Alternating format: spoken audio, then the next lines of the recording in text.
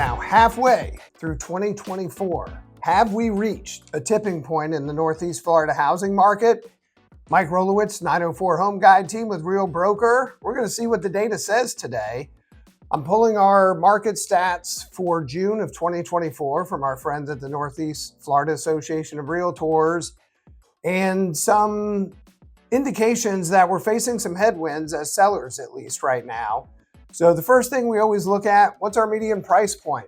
It continues to rise despite increased inventory, despite interest rates that are still hovering around 7%.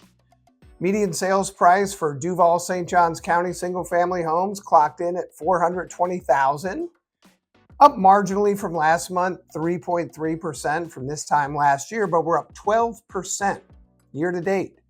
Hard to believe because our closed sales are down almost 12%. Our pending sales, and we covered this last month as something to watch, continue to fall off a cliff. Basically what that means, inventory is continuing to come on the market and it is not moving out at the pace it was earlier in the year. Our active inventory is up 86% from this time last year. We're almost twice as many single-family homes for buyers to choose from just since January of this year. 18% up from last month.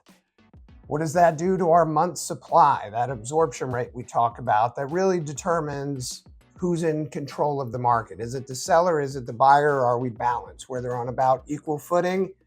Getting a whole lot closer to that balance of 4 to 6 months. We clicked up 33% from last month, now sitting at 3.9 months supply of inventory. Again, a lot of that is driven by the velocity in the market. So when pending sales drop, closed sales drop, that number rises, even if inventory almost stays the same because not as many homes are selling. Things are sitting on the market a little longer.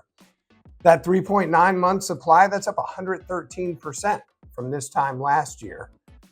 Median days on market, no surprise, that is also ticked up, as you'll see here, up 39% from last month, the highest since January when we were sitting at 49 days. So what does all this mean?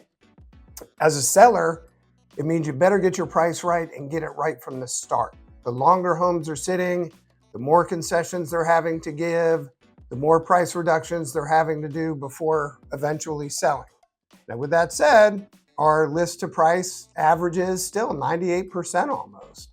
So properly priced homes are still selling, and almost 14% sold actually above the list price, which is a little counterintuitive. Now, those numbers during the crazy pandemic times were 30 and 40%. So we're not in that market. What we're seeing on the ground, this feels more like a buyer's market than a balanced market. We've been able to negotiate some incredible incentives, both on new construction and resale homes. Any home that we see over 60 days on the market, we're really writing aggressive offers because our contention, our belief is the market is not supporting the price that those sellers have set. And we're seeing it on the other side of it, on our listings as well. We're not even getting offers until we get closer to that market value.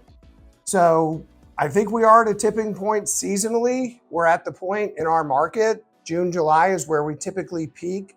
So if you look at the graph here, you kind of see it teetered down to January. We've come up that 12%. I think we'll end the year higher than we started, but I think we're going to see that fall, especially as inventory continues to rise and homes are sitting a little bit longer. So if you're curious what that means to you, what your home value is in this market, or if you are thinking of buying or selling, we're always happy to connect. Please leave any comments you have below. Always like to get opinions from those in the outside world, if you will. And if you like the content, please do subscribe and turn on notifications so you can get more updates, because every month I'm here and I'm always doing the deep dives. We'll see you next month.